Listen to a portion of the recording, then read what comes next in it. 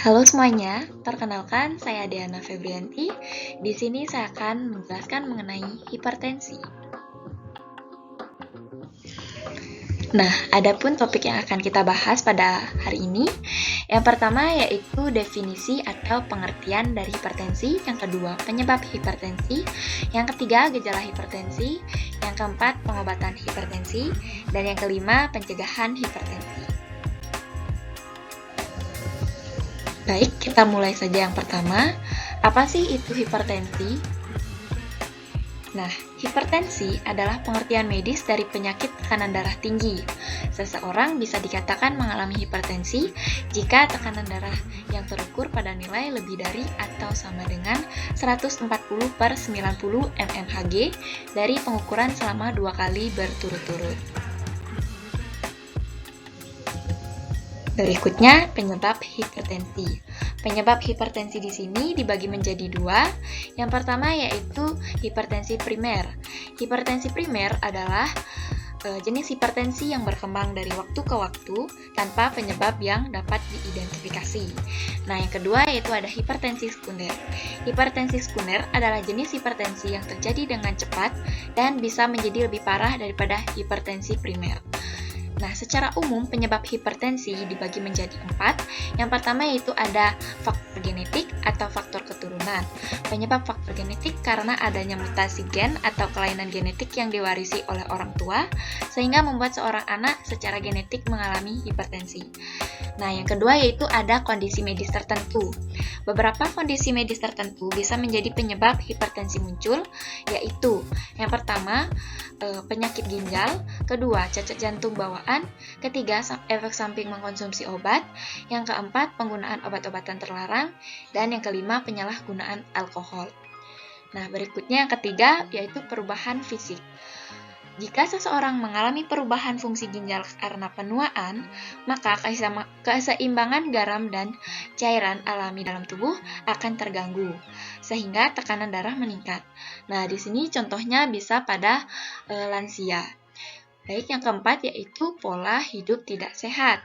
Nah, sebagai contoh di sini, di mana seseorang memiliki suatu kebiasaan yaitu seperti merokok, terlalu banyak mengkonsumsi makanan asin, terlalu banyak mengkonsumsi makanan manis, serta kurang aktivitas fisik. Nah, hal-hal tersebut yang dapat menyebabkan kelebihan berat badan atau obesitas, sehingga bisa meningkatkan faktor risiko dari hipertensi. Baik, berikutnya yaitu ada gejala hipertensi. Nah, apa saja sih gejala-gejala dari hipertensi? Gejala yang pertama yaitu sakit kepala, 2. Mimisan, 3. Masalah penglihatan, keempat nyeri dada, kelima telinga berdengung, keenam sesak napas, dan yang terakhir gangguan irama jantung. Nah, pengobatan hipertensi apa saja sih? Nah, yang pertama yaitu pengobatan untuk membuang kelebihan garam dan cairan di dalam tubuh melalui urin atau kencing. Yang kedua, obat untuk melebarkan pembuluh darah sehingga tekanan darah bisa menurun. Yang ketiga, obat yang bekerja untuk memperlambat detak jantung dan melebarkan pembuluh darah. Yang keempat, obat penurunan tekanan darah yang berfungsi untuk membuat dinding pembuluh darah lebih rileks. Kemudian yang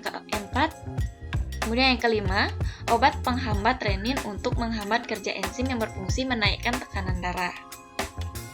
Nah, di samping konsumsi obat-obatan, pengobatan hipertensi juga bisa dilakukan melalui terapi relaksasi, misalnya terapi meditasi atau olahraga olah tubuh seperti yoga.